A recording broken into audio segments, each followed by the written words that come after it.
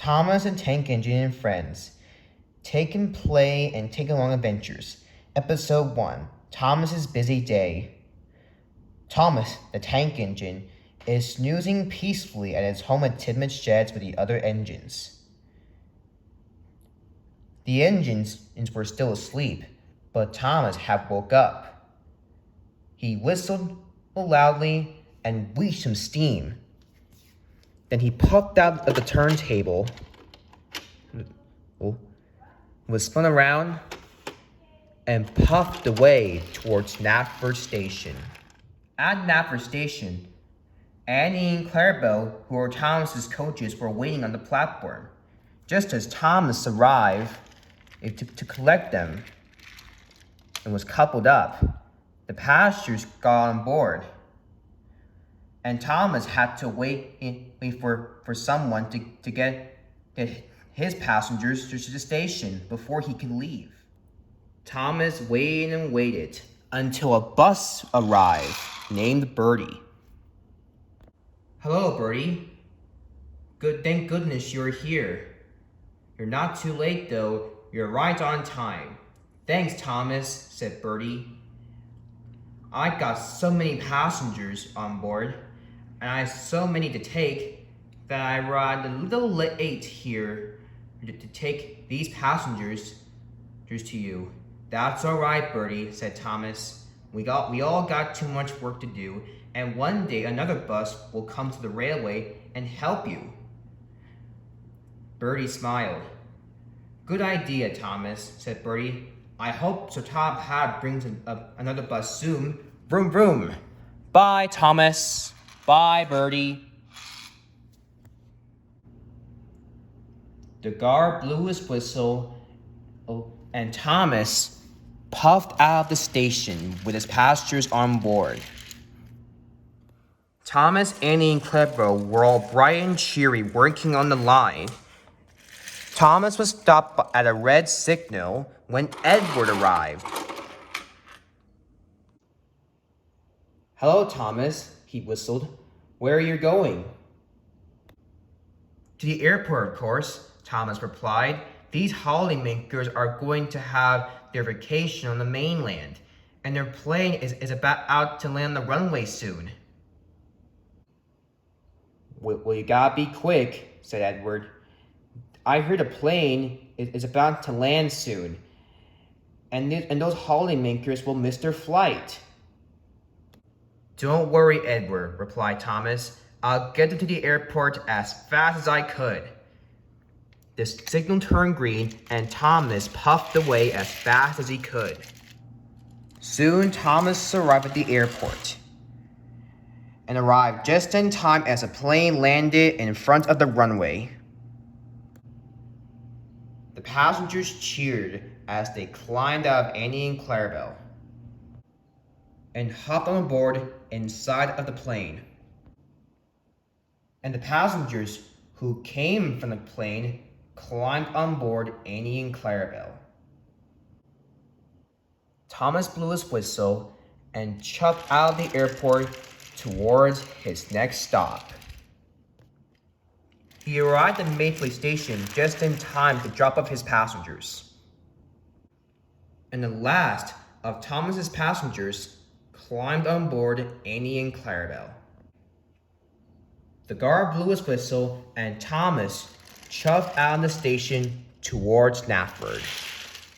Thomas arrived at Knapford Station just in time. The passengers were impressed with their journey. Now Thomas had to work at Quarry. As Thomas got to the quarry, Mavis arrived. Mavis was happy to see Thomas at the quarry. "Hello, Thomas," she said. "Thank goodness you're here. I got plenty of work to do and can't do it by myself. But at least you're here now. Let's get started." "Okay," said Thomas excitedly. "Plus, Henry is going to arrive here with his gravel delivery to take to the docks." So Mavis and Thomas set to work. At last, after a lot of shunting and filling, The gravel load was ready, and Henry soon arrived to take the load. He was coupled up and set off.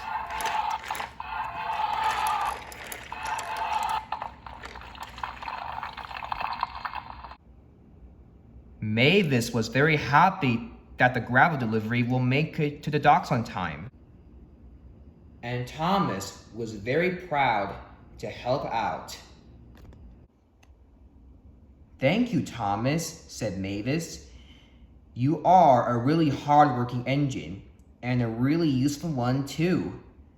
"Thank you," said Thomas, and he puffed away. It was almost the ending of the day, and Thomas had only one more job to finish, so he could go back to Tim's sheds for a rest. As Thomas entered the steamworks, he could see Kevin. Kevin was very relieved to see Thomas. "Thomas, you're here at last. Boss, Thomas is here." "Coming, Kevin."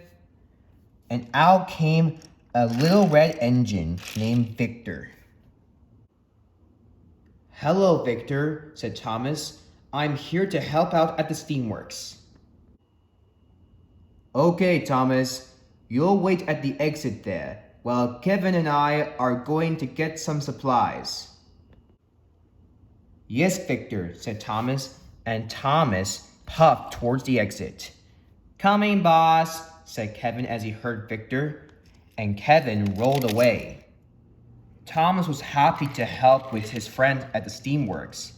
As he began waiting, he started snoozing to pass the time. A few minutes later, Toby arrived. "Excuse me, Thomas," he said. "Haven't you seen Victor?" But Thomas was still snoozing sleepily. Thomas." But still, Thomas was still snoozing. "Thomas, wake up!" shouted Toby. "Ah!" cried Thomas as he woke up.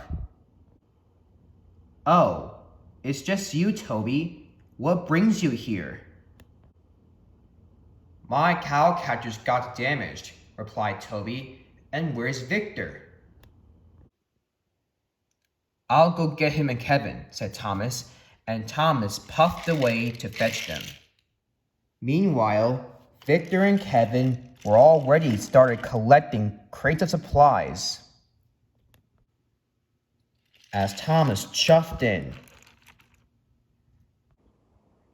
"Victor," he said quickly, "Toby is here because his cowcatchers are damaged."